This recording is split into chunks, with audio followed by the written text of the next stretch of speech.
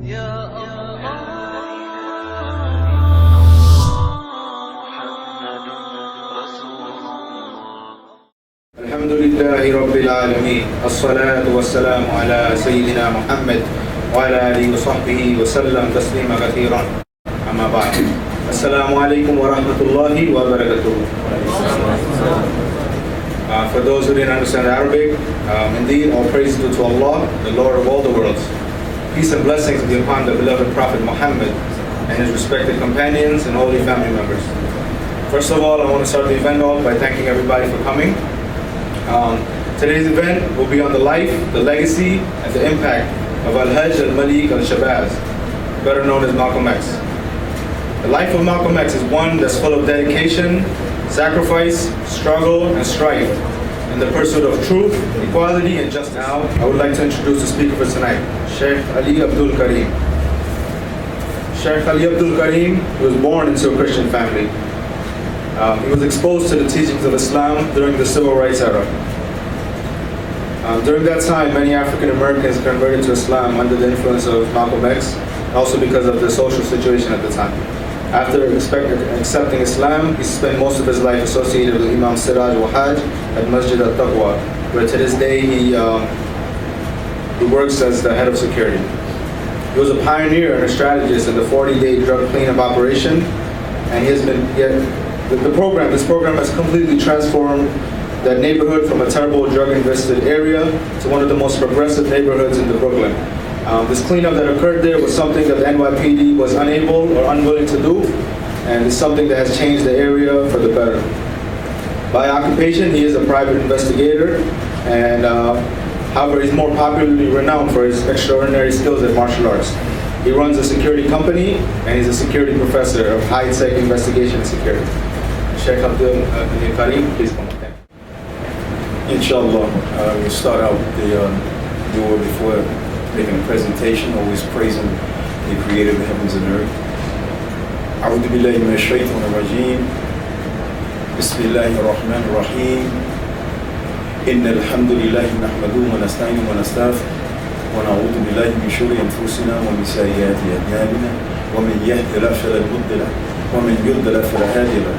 أشهد أن لا إله إلا الله وحده لا شريك له وأشهد أن محمدا عبده ورسوله خاتم الأنبياء ورسوله. اللهم صل وسلم وعبدك رسولك محمد وعلى آله وصحبه وسلم. أما بعد. All praises due to Allah subhanahu wa ta'ala. We laud Him when we seek His assistance from the evil that lurks inside and outside of ourselves. Those whom Allah subhanahu wa ta'ala has guided, there's no one that can misguide them. And those whom Allah subhanahu wa ta'ala has misguided or left to be misguided or left in misguidance, there's no one that can guide them. I bear witness that Allah subhanahu wa ta'ala, there's no God but Allah. He's alone without any partners. And I bear witness that Prophet Muhammad sallallahu alaihi wasallam is his messenger, as-salatu wassalam. And he is the seal of all messengers, alhamdulillah. Alhamdulillah, all praises due to Allah that I've been invited to give this very serious presentation. And I say serious because when you speak about, and we say Malcolm X, but his name, his last name that he has basically taken on was Al-Hajj Malik Shahbazz. And for the Muslims, everyone can claim Malcolm in some respect. The nationalists will claim him because he was a nationalist. He dealt with, nationalistic programs and problems. And in doing that, we understand when you deal with Malcolm or Al-Hajj, when you deal with his names, then you understand the transition. Because his names tells a lot of the experience that he had to incur during his lifetime. And we understand when he was Malcolm Little, the sort of tribulations and trials and things that he had to go through during the time that he was Malcolm Little. And we know in terms of his father, the death of his father was dealing with Marcus Garvey, this Garvey Act. And his father was also involved in civil rights, and he championed civil rights. And then you go on and you deal with him as Malcolm X. And this is during the time that he was incorporated in the what they call the Nation of Islam during that time, under under the leadership of Elijah Muhammad. And then from the transition, his last transition, his final goal, his final circumstances was dealing with the fact that he became Al-Hajj Malik Shahbazz. And when you look at this, you look at it in terms of this man's transition and his example for us. Because there's several things that, we define Malcolm. Resilient. This is one word. This is one term. When I heard it, this is the term that has been connected to him. This is the term that has been characterized with Malcolm, or with Al-Hajj Malik Shahbazz, him and his wife, Betty Shahbazz. And I implore the Muslims anytime that we need to, because he was Muslim and he died in the state of Islam, that anytime that we hear his name, that we need to make dua for him. Because sometimes we forget that. Not to say we do, not everybody, but sometimes we just, he's a figure in one respect, but we forget that he needs to be prayed upon in that sense. So we say, Rahimahullah Ta'ala, may Allah subhanahu wa ta'ala has mercy upon him. Because he died in the state of Islam. And the thing is that when you look at the fact, and you look at the term, now resilient, you can, you know the term, but then when you look it up in connection to Al-Hajj Malik, you'll see, a man who was able to adapt and under all circumstances, and in most cases, what he had to go through and the time. And you can't talk about Al-Hajj Malik without talking about the circumstances that governed that particular time, what was going on during that time. And for me, the impact is the fact that, I was there during that time. Some of you were not even born. And then you're talking about the 50s and the 60s. You're talking about the time when racism was at its peak. Jim Crow, Civil Rights Movement. And when you talk about it, Hajj, you can't help but talk about other personalities that existed. Medgar Evers, Martin Luther King. All these personalities, H. Rap Brown, who is now Imam Jamil Al-Ameen, and the Panther Party, Huey Newton. And when you look at these personalities, you can see what was going on during that time and what brought about these circumstances. Mike Wallace did a program called The Hate That Hate Produces. And it's something how, because when you say the hate that hate produces, how is it now you identify one problem, but then you incorporate the response as being similar to the problem? Because when you say the hate that hate produces, you're saying that, yes, this is wrong, but this is just as wrong. And it wasn't as if Al-Hajj hated. He wasn't about hating, in that time, white people, any of that particular situation. He wasn't there to hate. What he was doing is responding to the hate. And the hate was responding to it, just like anybody else in terms of desperation. What is the struggle? So it's not the hate that hate produces, it's a response to the hate.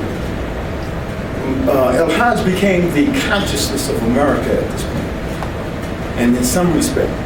But he also sparked and energized, information. And he generated a program in which people would stand up. Now we had Martin Luther King also. And if you understand these situations with King and his method and his approach, and you understand Al-Hajj's approach, now they basically complement each other in respect. You have, like the Chinese would say, yin and yang, the hard and soft part of life. So you see that each situation, it was appropriate. It was appropriate for King to deal with what he had to do. And it was appropriate the way Hajj approached this situation as well. During that time, it's unbelievable. You haven't experienced racism at that particular time like that time. You haven't experienced it in the sense of, understanding. Now, I've seen myself and the impact that it had on me. And my parents, they came out of South Carolina. Most of my parents and my relatives are from the South. And there were times that, every year we would visit the South. And I've seen, and that's before integration. And I've seen in my young age where it said white and black. only, or Negro, the term that they used during that time. And not understanding, coming from the North, coming from New York, and understanding, what is it? You can't even realize unless you understand, unless you experience, what was going on during that time in terms of, why are there two separate, facilities for blacks and for whites? What is the purpose for it? And we're all supposed to be human beings. And also the desensitization of, people are desensitized in terms of human life. To be able to take a human life without any qualms, without second thought, and not understanding that this is a soul just like you, this is a spirit just like you. And this is where we come to grips with the fact that people can do this based on what?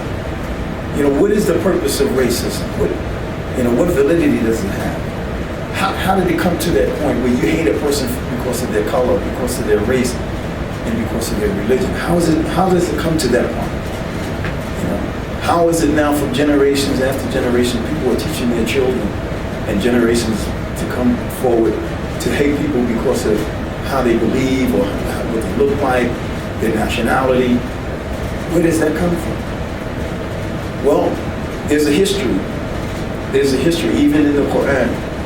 In Islam, it deals with the fact how people become separated in respect to each other in terms of people becoming more dominant, people thinking that they have privilege and prestige over other people in that sense. Because of what?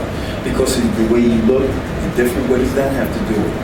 And see, that's why the belief in Allah, the belief in God and having some principles and some character is very important, because it neutralizes that way of thinking. Regardless if you is Muslim or Christian or have a Jew or what have you, you're a human being and you have a soul. Nobody's created, every human being has the same substance and created from the same source. So we look at each other. Even Islam teaches us that. Islam teaches us the fact that, Allah subhanahu wa ta'ala created every human being with a soul, and every human being, and do not kill the soul, do not destroy the soul unjustly, because Allah subhanahu wa ta'ala is created. So we're from that same source. We have one father, a human father, Adam and Eve. So how is it now we become separated? How is it that now people can define who you are based on how you look? How did we become separated? And then not only that, okay, it's one thing to say, well, I don't want to be a part, I don't want to associate with these people, but there's another thing to create a tyranny and oppression to the extent that it doesn't take anything for you to destroy or to hurt a person because of their color. Unimaginable. The time, that I grew up in, I grew up in the North, but I always understood about what was going on in the South. And you're talking about lynchings and all these other things. How is it to take people to, and when you see pictures, you can see pictures today of it was just almost like a picnic. It was a picnic. It was a gathering. People were eating while bodies were being hung and all kind of atrocities were committed against African Americans at that time. So what happens is it's just like every other time before, that the Creator, what he does is he fashions the situation and he fashions the people to deal with these kind of situations. And it's according to the circumstances. We know that prophets and messengers that came to other generations before us, and they dealt with their particular situations during that time. And the kind of people that deals with these situations is the kind of people that the Creator fashions.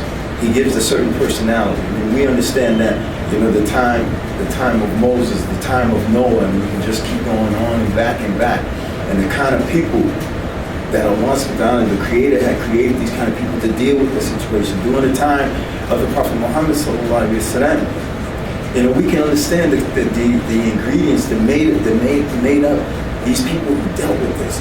And we look at what they had to deal with and what they had to endure.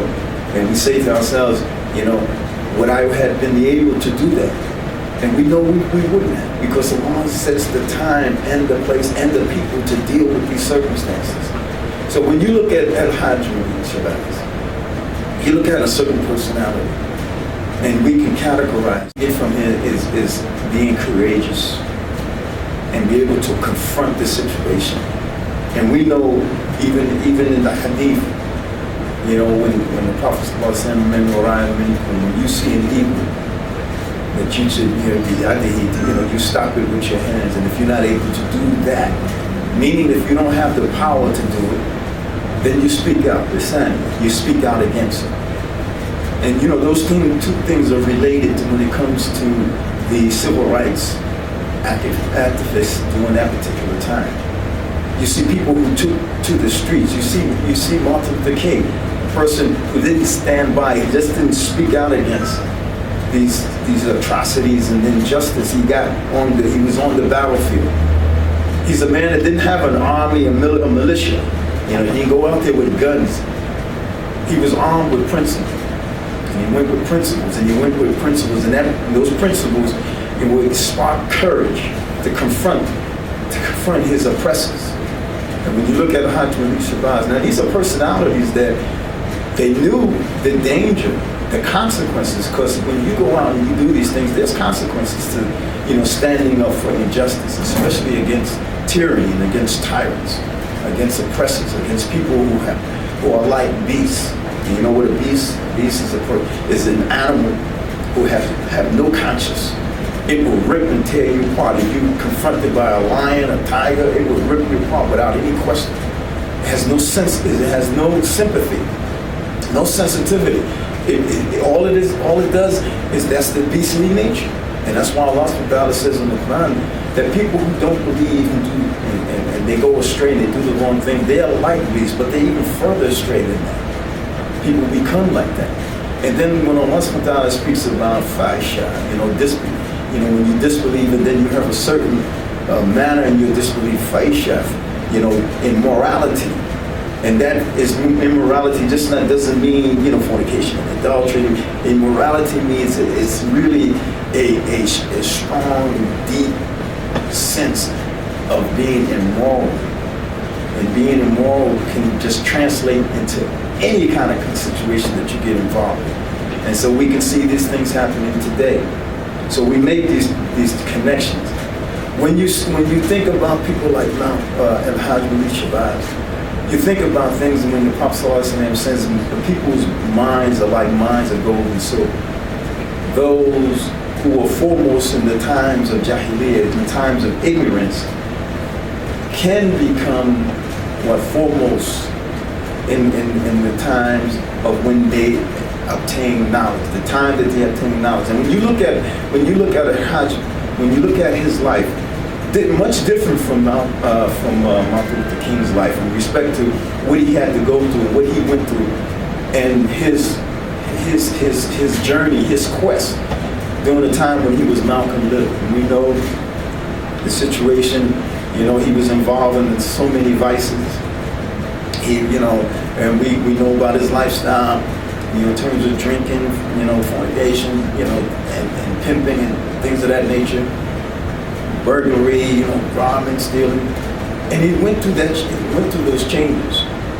Now the impact is that first and foremost, you know, what did he witness? And we know psychologically when children witness certain things in their life, we don't know how they're going to turn out, and that's why it's important to have a strong, you know, family background. You know, but what he's seen, you know, in terms of his father, you know, his father stood up against injustice.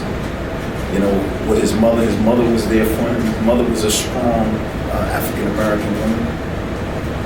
And then he's seen his life just turned around. We look at the message of Allah, not making the close comparison, but there's correlations. It's relative in terms of how people live and how they turn out. Prophet ﷺ was an orphan. His mother and his father died. He was brought up in the household of his uncle. And there were circumstances that dealt with him, except that the Prophet ﷺ was always protected by Allah in respect to his connection, you know, to certain lifestyles. He rejected paganistic lifestyles and so forth. But the thing with Al-Hajj is to say that he had gone through that. Now, most African Americans, in a sense, and to say that they, you know, not to put this stigma on African Americans and saying that, you know, we're involved in crime and things of that nature, but you got to understand, you know, the trauma the African Americans have gone through in this country, and respected from slavery all the way up until this point, and the experience that they had to endure.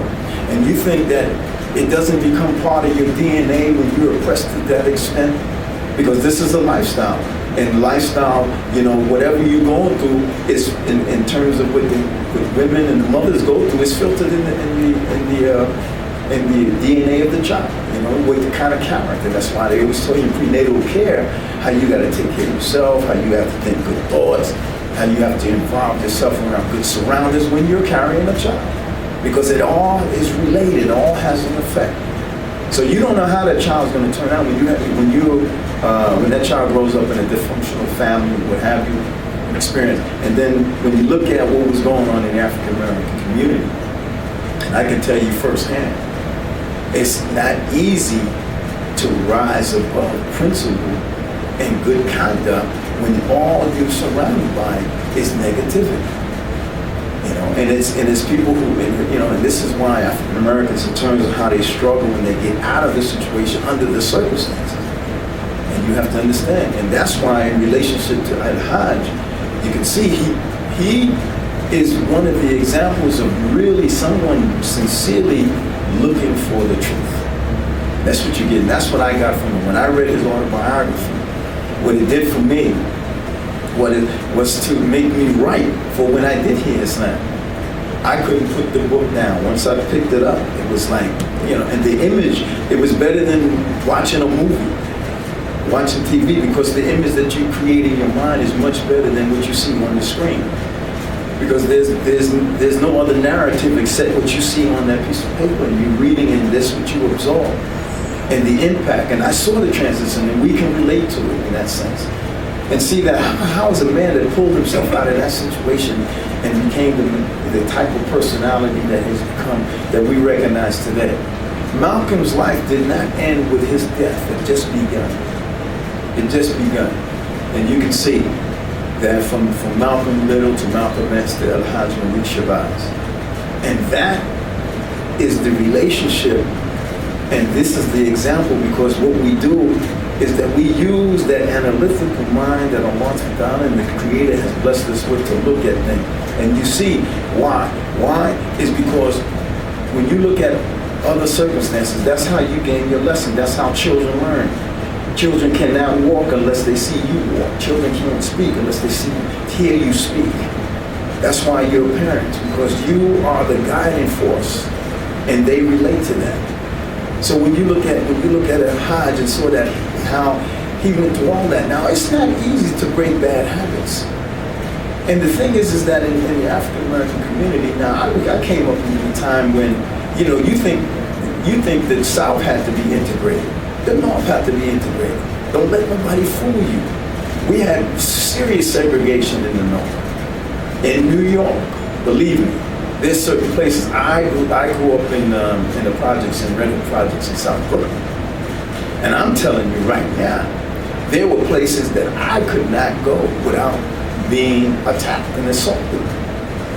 And I'm saying that I can remember to this very day, I'm minding my own business, just going home. And I'm coming from an area, and I happen to make maybe the wrong turn, but not the wrong turn in respect to getting me from one point to destination to my home. But I just went down the wrong neighborhood.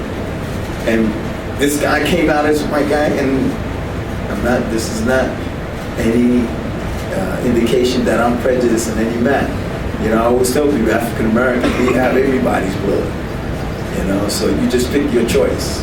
I got black, African blood, I got Indian blood, I got white blood. So you just pick your choice. So I'm integrated in that sense. If you look at my grandfather, you would think he was white.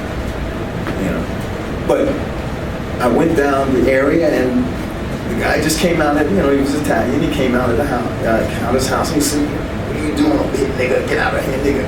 I'm minding my business. There's no malice in my heart. I'm not doing it. I'm just going home.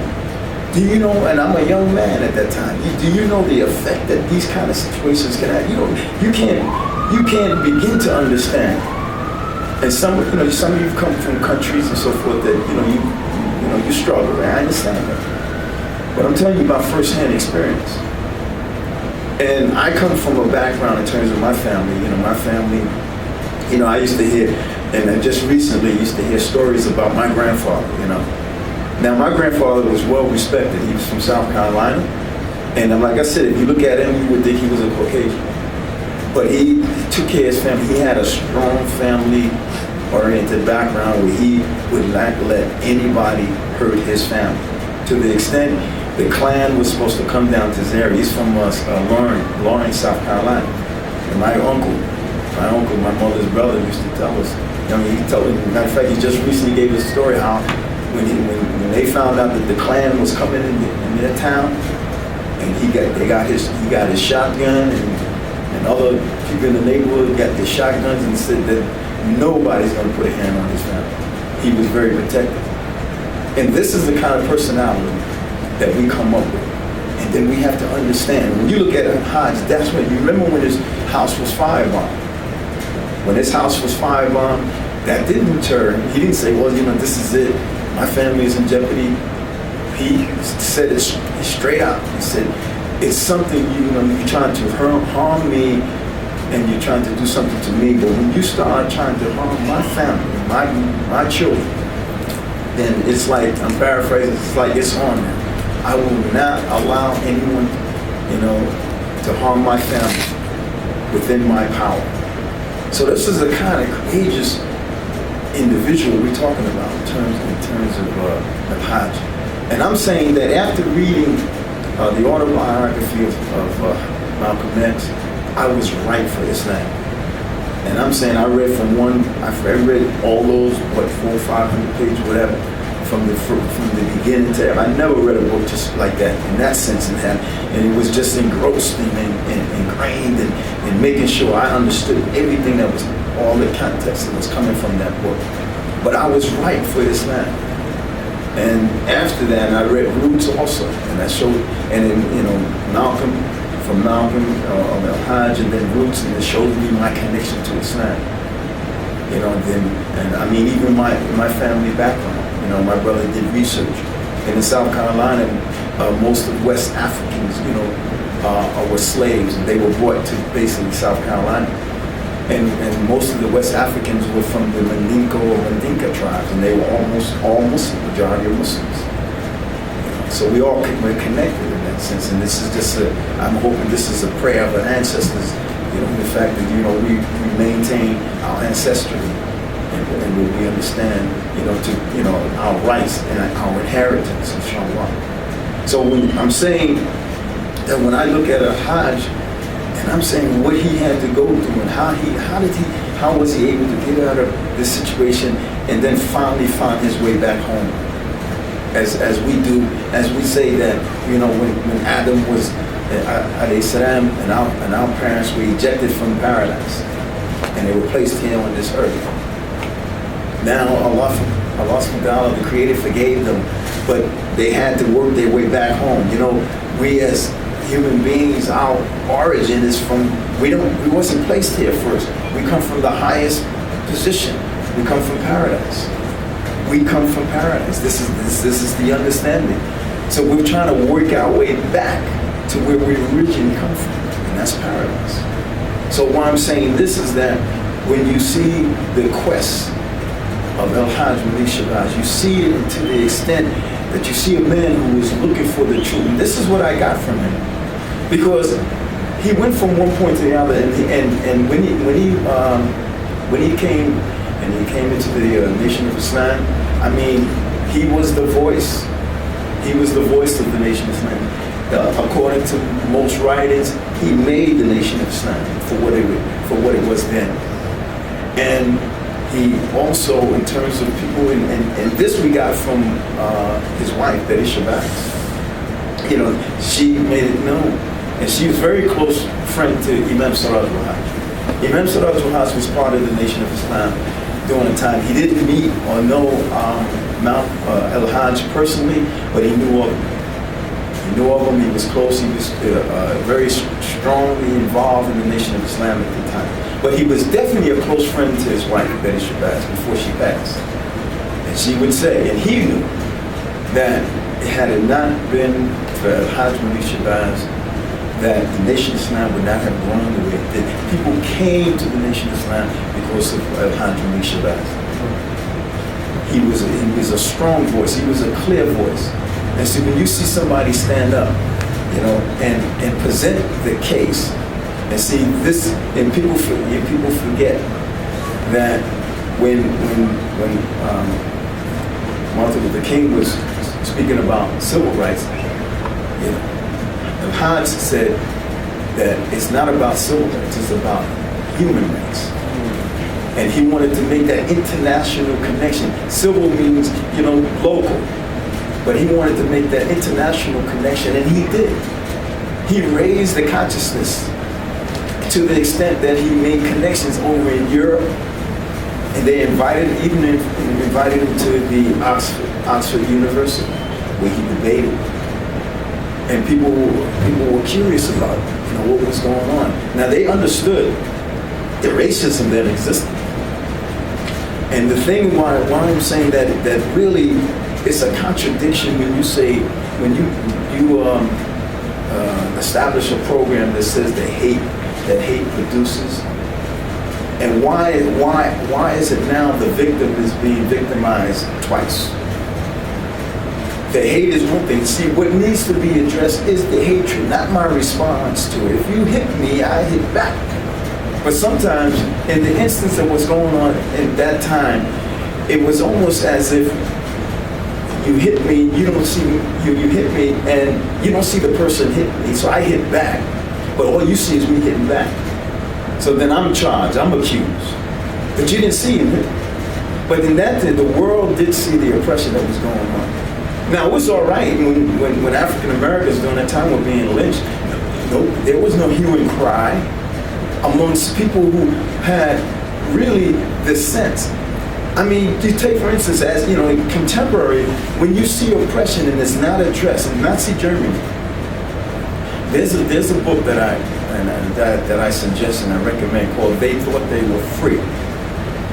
And in this book, you have several German citizens who are really giving an account on how regular, decent German citizens went along with the atrocities that were committed against the Jews and all the other people that were oppressed during the Hitler's reign.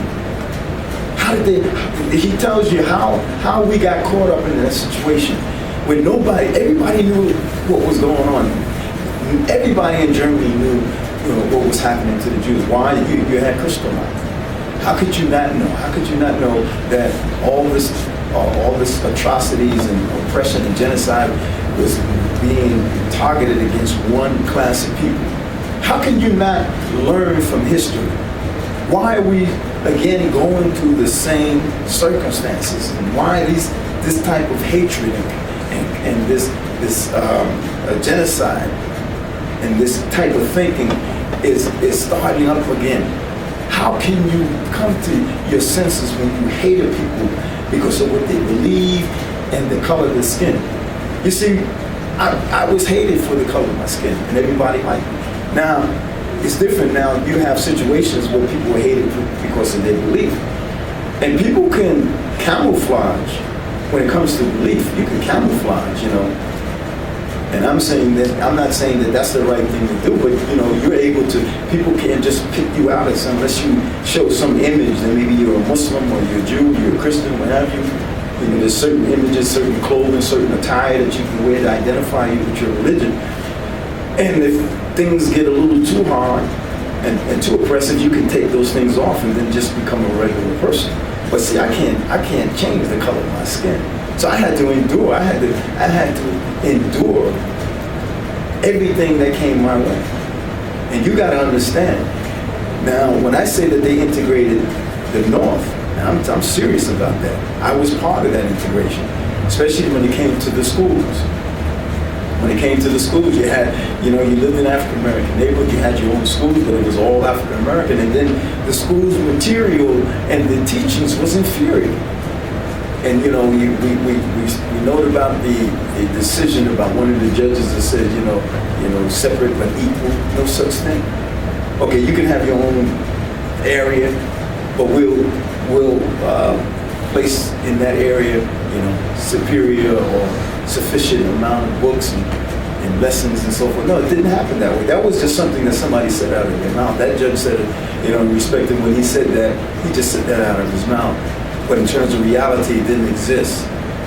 Now, when they took me, and I was in the third grade, and then the fourth grade, they called busing. You remember busing? Maybe you read the history of busing. When they bust us out from our neighborhood to what? To integrate schools, and I lived in Brooklyn. Brooklyn, right? You imagine? In 1950, 5, 6, 59, they're busing us out. So in this area, in Brooklyn, it's not South Carolina, it's not Georgia and Alabama, it's Brooklyn, New York, where they had to integrate schools. When I went to the school, and I went to school in Bensonhurst, if any of you know the area, went to school in Benson. I went to PS 230s in Benson. Now let me tell you something.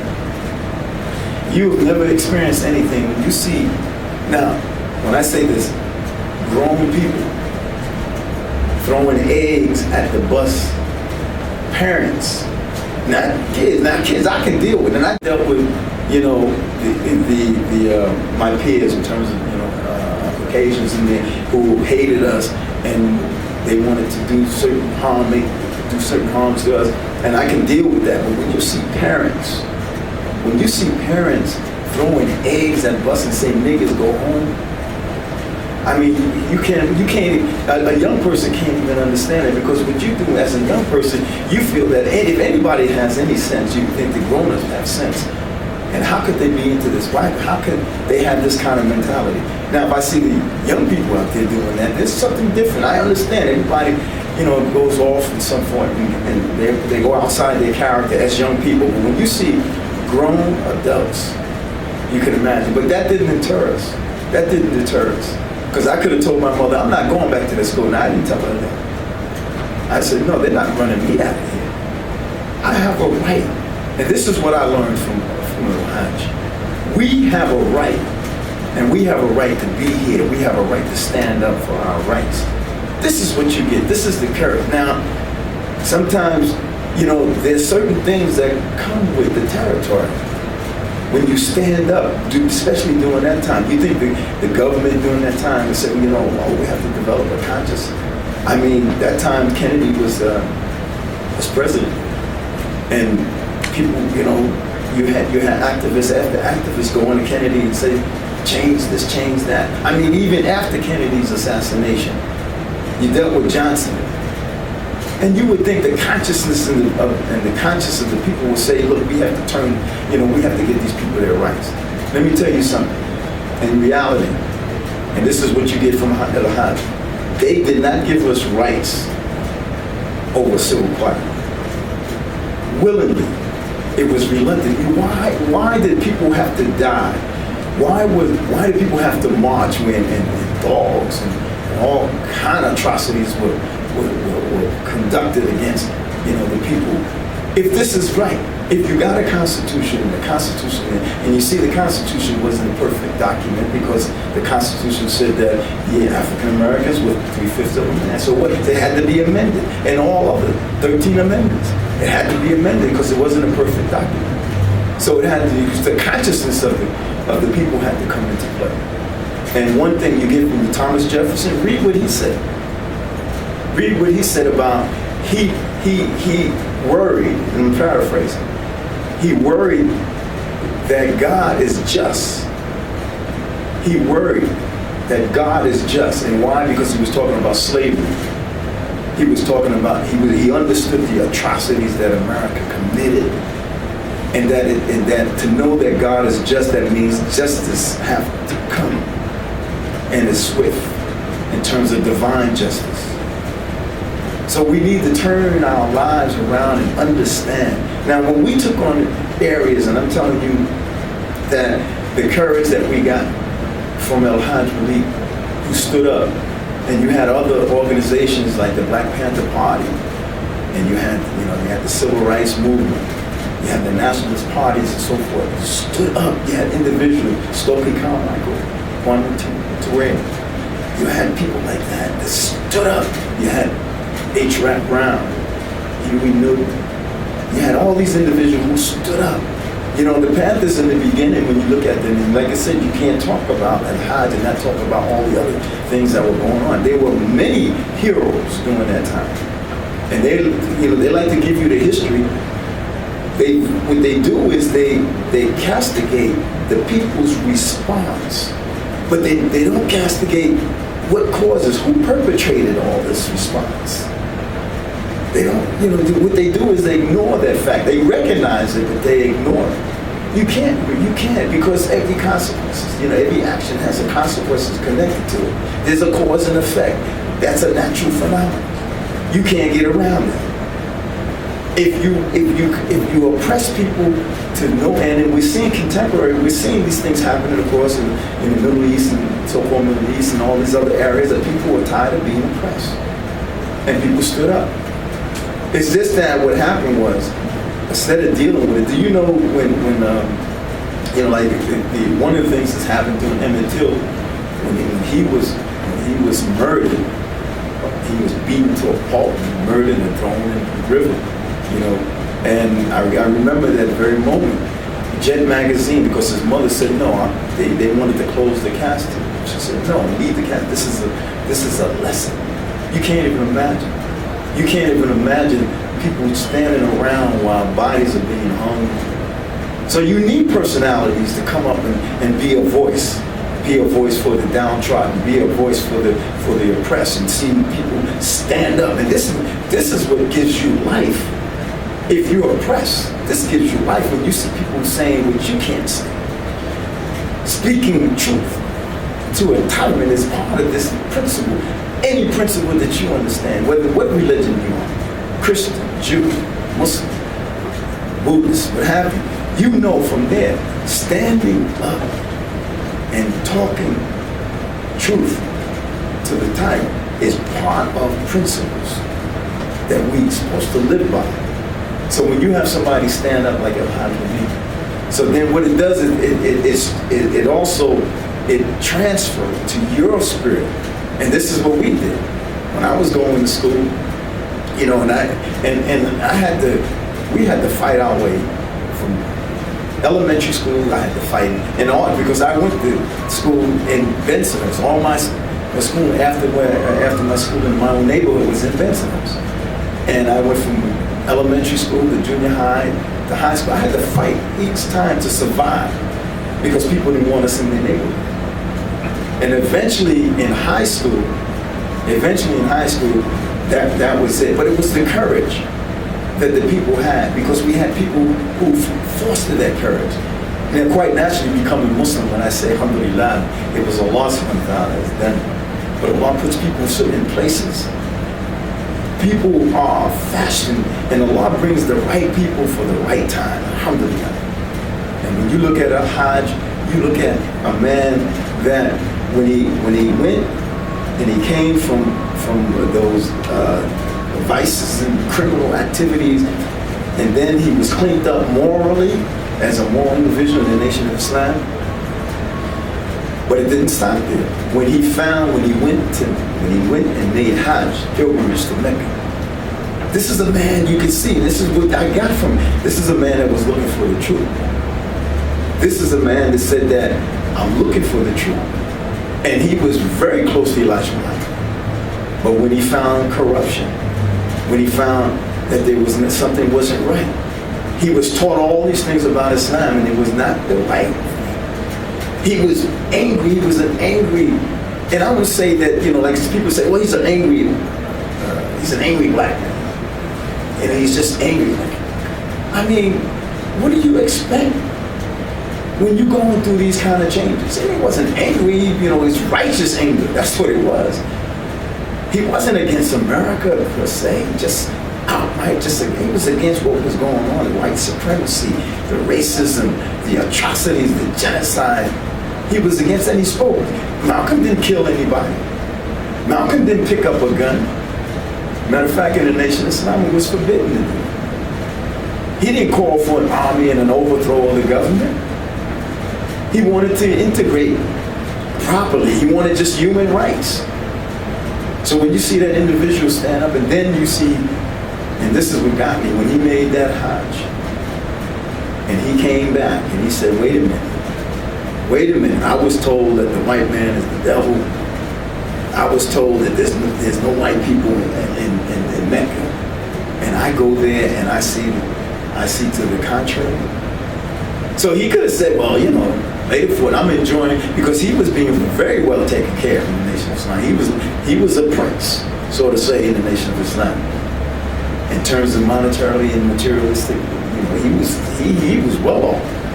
But it just shows you that wasn't the issue. That wasn't his plight.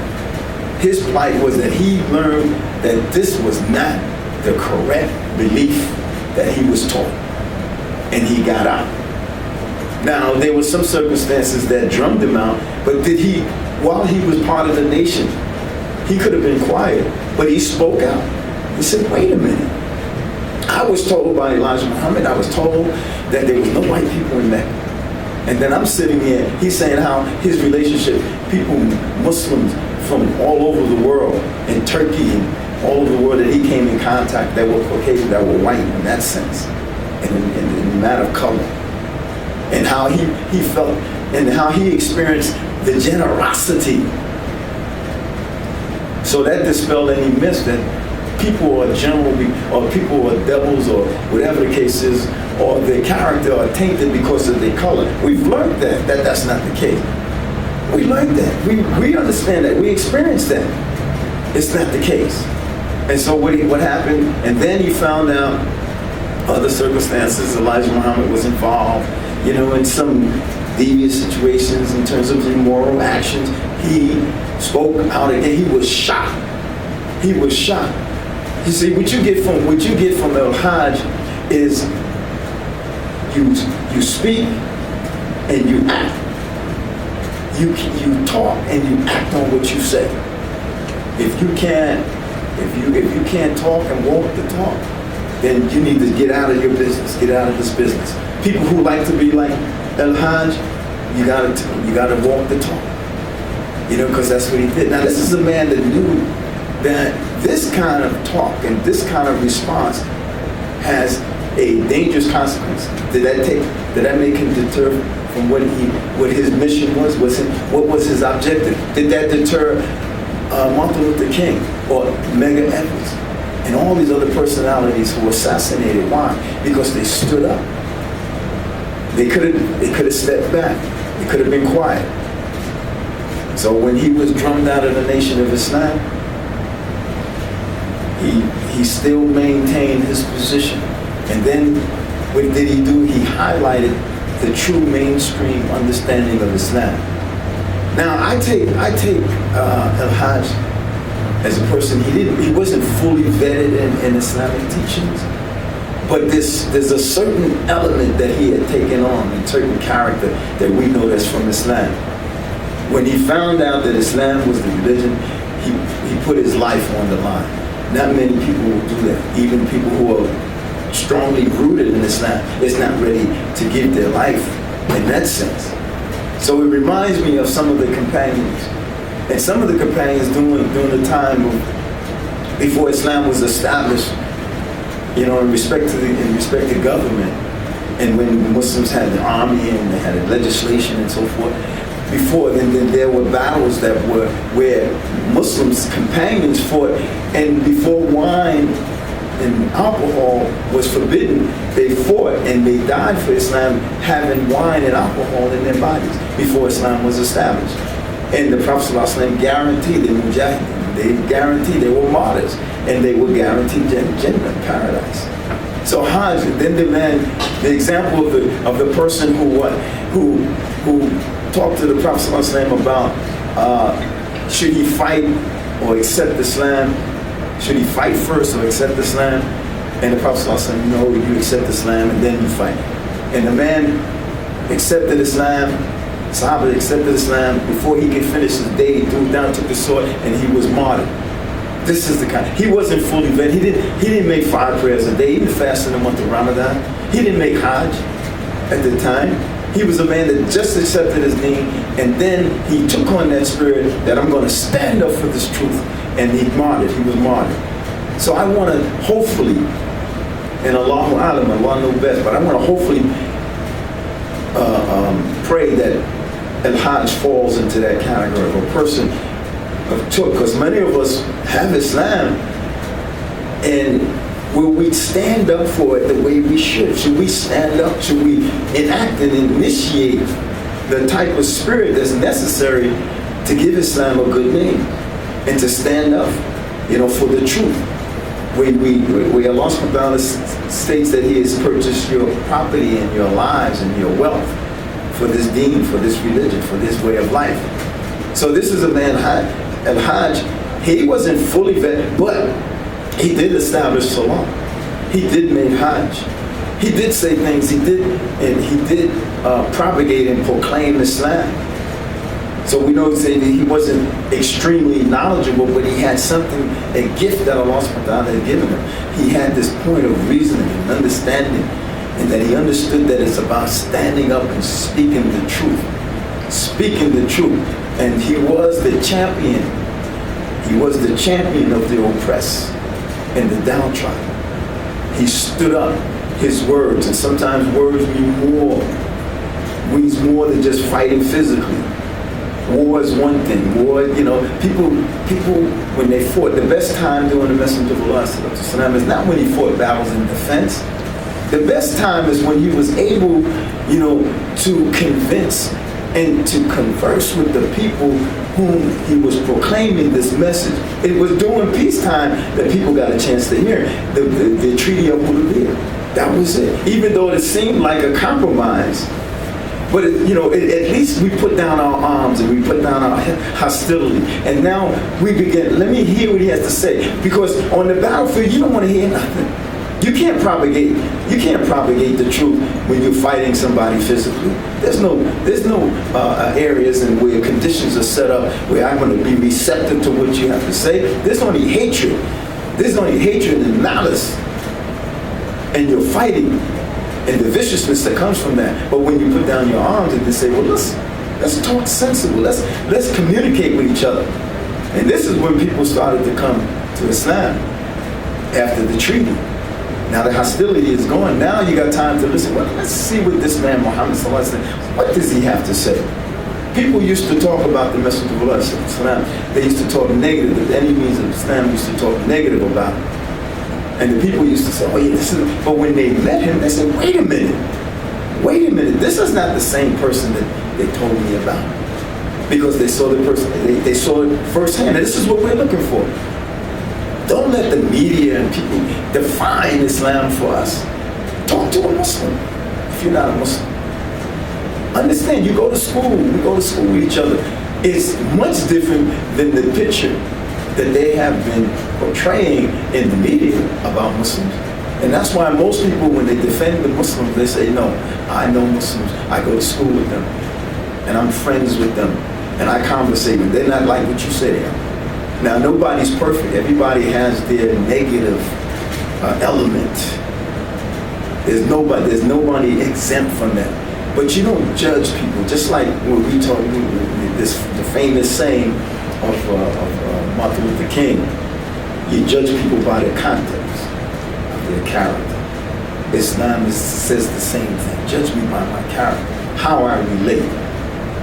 And when you look at a Hajj, how is it that you have a conscience, but like all other people who want to ignore what is right in their conscience, because consciousness is innate. Right and wrong is something that is innate. It's part of us. We can discriminate between what is right and wrong. Whether we have principles, whether we believe in anything or not, you know what's right and wrong. You know it's wrong to murder. You know it's wrong to steal. No one has to tell you that. It's already inside you. So what it is that Al-Hajj Shahbazz, rahimahullah, he became the conscience of America. Martin Luther King became the conscience of America. Instead of responding to that conscience, they wanted to kill that conscience. Just like other people who reject correction. They don't see any reason to correct themselves. So they want you to suppress your consciousness. In this case, you kill it, you suppress it. So Hajj Ali and Martin Luther King, destroy. And you can't imagine what we went through during that time when those two warriors, those two heroes were taken from us. And you know some of the results when King was killed in the riots and things. You got to understand. Some people are saying, well, why they riot? Why they destroy their own neighborhood? It's not them thinking about their own neighborhood. It's about what's going on inside you. Why? This man, he didn't do anything to anybody. Malcolm and Hajj, he didn't do anything except speak truth to power. Martin Luther King, truth to power. What did he do? You don't see dogs from King's organization sending them dogs on white people. You didn't see that. You saw dogs and you saw atrocities and police brutality launched against the people organization. The people, why? Why? Because they want integration. What was so hard about saying black people, white people, yellow people, red people are equal when it comes to rights? What is so hard about that? When you have hatred to that extent, to that level, it's blinding. And you cannot relate to your consciousness. And that's why what they do is they instill this hatred to their children. And that's why you have to feel sorry, because a lot of it comes when this is embedded in the minds of children. And then you wonder why the children can grow. In one instance, black children and white children played together up until an extent. They had no problems. But it's how they're being taught. Alhamdulillah. So, I just want to say that the concept, the principles that we're governed by is righteousness. And that righteousness has to be translated in how you relate to others. And this is the words from the Qur'an, and this is the sayings of the Prophet ﷺ in terms of good neighbors and being a good neighbor. He didn't point out being a good neighbor means just to Muslims, but being a good neighbor overall. And this is what we need to relate to. If anything, in respect to each other, understand that we come from one parent, and we come from one God, one Lord. And that's where, if we can get past that, then we can connect. And if you see me no different from you. Muslims, Christians, Jews, they come in all different sizes, all different colors. So what's the problem? What's the problem? The problem is that we're listening to the devil, so to say. And the devil comes in many forms, he whispers and so forth. But, there's an organized effort. And that organized effort is translated and is structured to propaganda. And we need to set aside that propaganda. We need to repel that propaganda, show the people that this is not the way, that people can get along with each other without hatred. Hatred harms everybody. There's nothing good about hatred. Even the Prophet ﷺ said, don't get angry, don't hate to that extent. Do you know when there was a funeral procession to go by, if it was a Jew or Christian, whoever, he stood up. And one of the companions said, but he's a Jew. He said, but does he have a soul? Does he have a spirit? Then I should respect him as a human being, never mind who he is. So this is what we need to do. This is how we unite the family. Alhamdulillah. Okay, in my last 10 minutes, I'd like to read the last thing is when Al-Hajj Ali, when he had his funeral. People are claiming him, and there's a lot of hypocrisy going on, but alhamdulillah, people come to their senses. But during the time of his death, there's people that didn't even want to touch his body. People who didn't even want to relate to him, even in the time of his death. They were afraid. People claim him now because it's convenient. But during that time, certain times, people didn't want to have anything to do. Churches rejected. And this is not to castigate churches or Christians, whatever, but that's the way things were during that time. It was the Riverside Church that opened their doors. And I'd just like to read the last eulogy of Ozzy Davis. He gave a eulogy at Hajj Malik's funeral. And I just want to read some of the excerpts. And he says, here at this final hour, in this quiet place, Harlem has come to bid farewell to one of the brightest hopes, extinguished now and gone from us forever. For Harlem is where he worked and where he struggled and fought, his homes of homes, where his heart was and where his people are. And it is, therefore, most fitting that we meet once again in Harlem to share the last moment with him. For Harlem has ever been gracious to those who have loved her, have fought her, and have defended her honor even to death. It is not in the memory of man that this beleaguered, unfortunate, but nonetheless proud community has found a braver and most gallant young champion than this African American who lies before us, unconquered still. I say the words again as he would want me to say. African American, African American. Malcolm, who was a master, was most meticulous in his use of words. Nobody knew better than he the power of words have over minds of men. Malcolm had stopped being a Negro years ago. It had become too small, too puny, too weak a word for him. Malcolm was bigger than that. Malcolm had become an African American, and he wanted so desperately that all his people would become African Americans too. There are those who will consider it their duty as friends of the Negro people to tell us to revile him, to flee even from the presence of his memory, to save ourselves by writing him out of the history of our turbulent times. Many will ask what Harlem finds to honor in his stormy, controversial, and bold young captain, and we will smile. Many will say, turn away from this man, for he is not a man, but a demon, a monster, a subverter, and an enemy of the black man. And we will smile. They will say that he is of hate, a fanatic, a racist, who can only bring evil to the cause for which you struggle. And we will answer and say to them, did you ever talk to Brother Malcolm? Did you ever touch him? Or have him smile at you? Did you ever really listen to him? Did he ever do a mean thing? Was he ever himself associated with violence or any other public disturbance? For if you did, you would know him.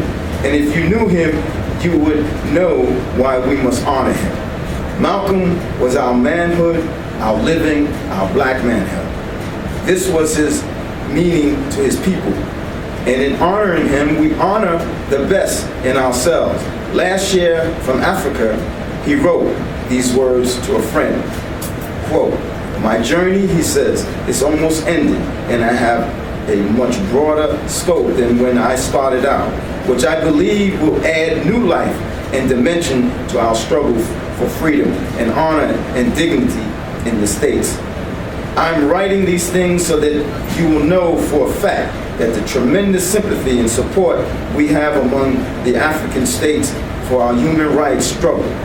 The main thing is that we keep a united front wherein most valuable time and energy will not be wasted fighting each other. However, we may have differed with him or with each other about him and his value as a man.